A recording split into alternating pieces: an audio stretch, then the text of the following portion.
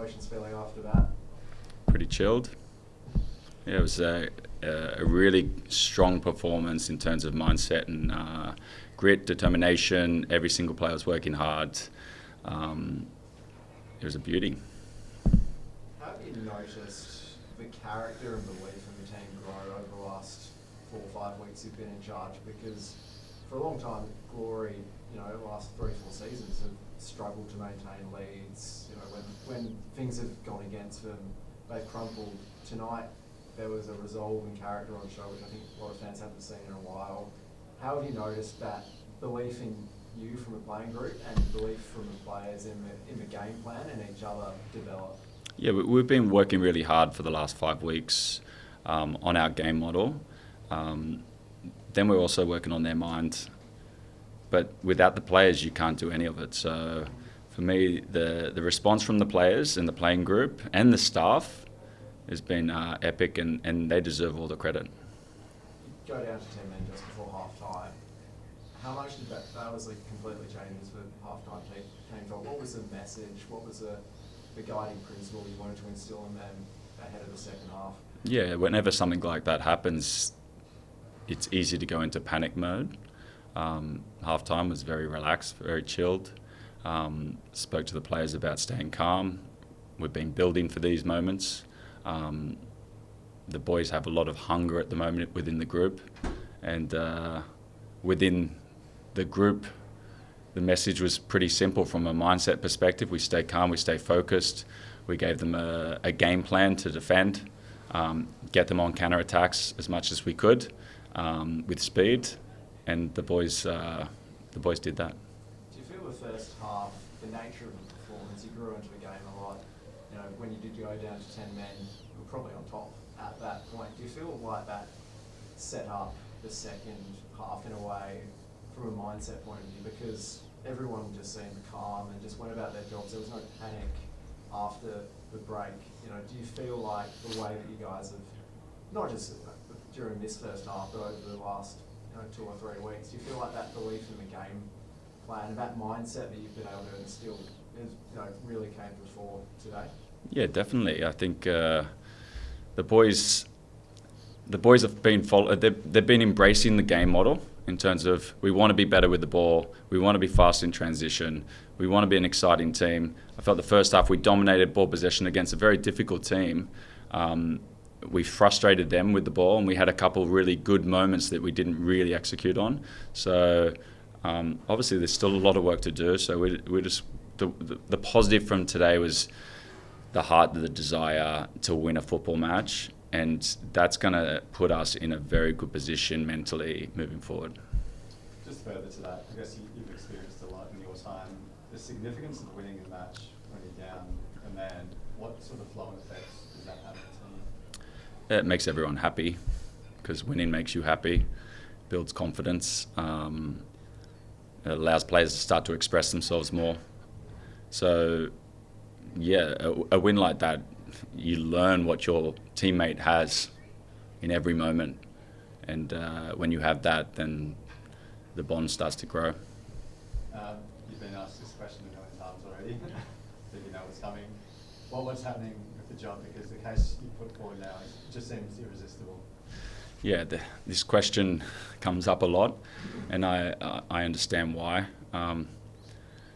Probably ask you guys to imagine a sheer cliff 200 meters high and a mountain goat sitting on it, and he's eating some moss, some nutrients, but this mountain goat, he's been there for 25 years. He knows the terrain.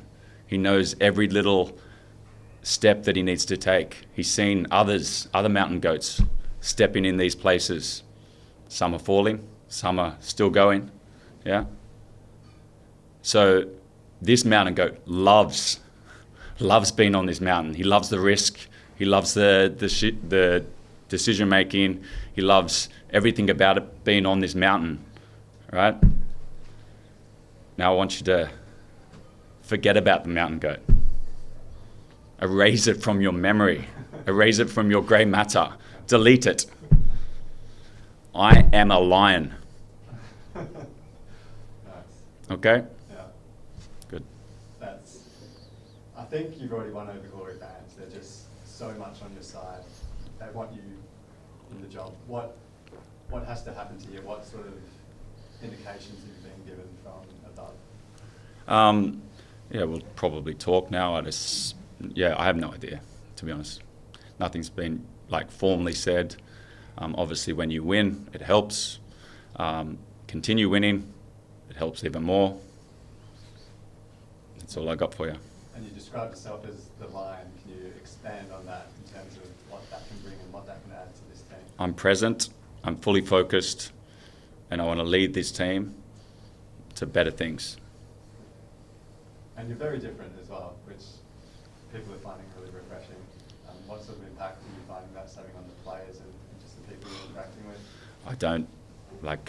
I don't worry about socials or anything like that. I don't have it. I have no idea how it impacts the players. The main focus for me is that every single time we step back into training, we're fully focused on the next. We're not complacent. We've got a big game against Sydney FC in a week. Saturday. Yeah, so we're just fully focused on that, and the boys will recover now.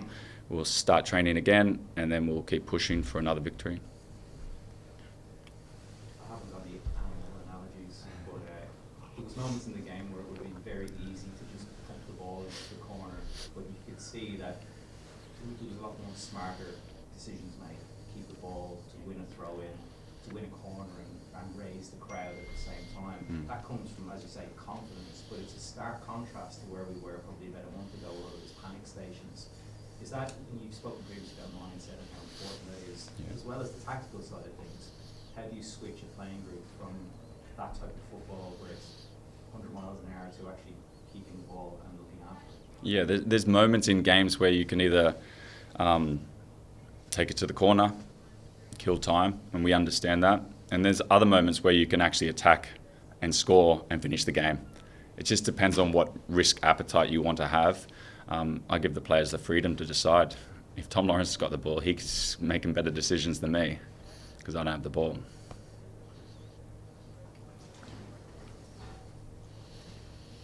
You talk about, having the heart of a lion, and I think it's a really apt analogy that you find yourself in.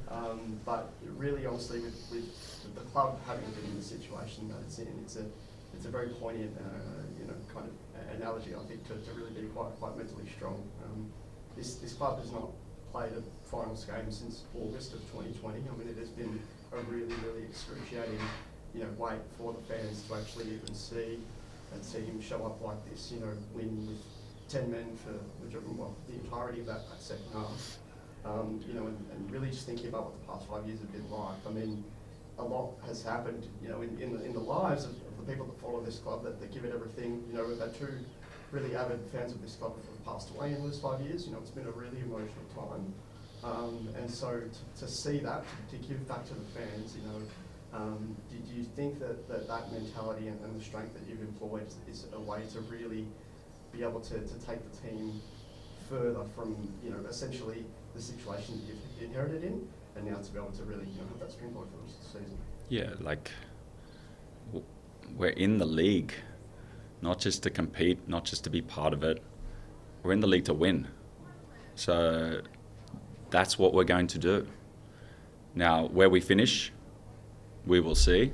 But I said it before in the after game, we've got our foot we just pressed the foot slightly down on the accelerator, and we're not taking it off. Cool. Thank you. Thank you.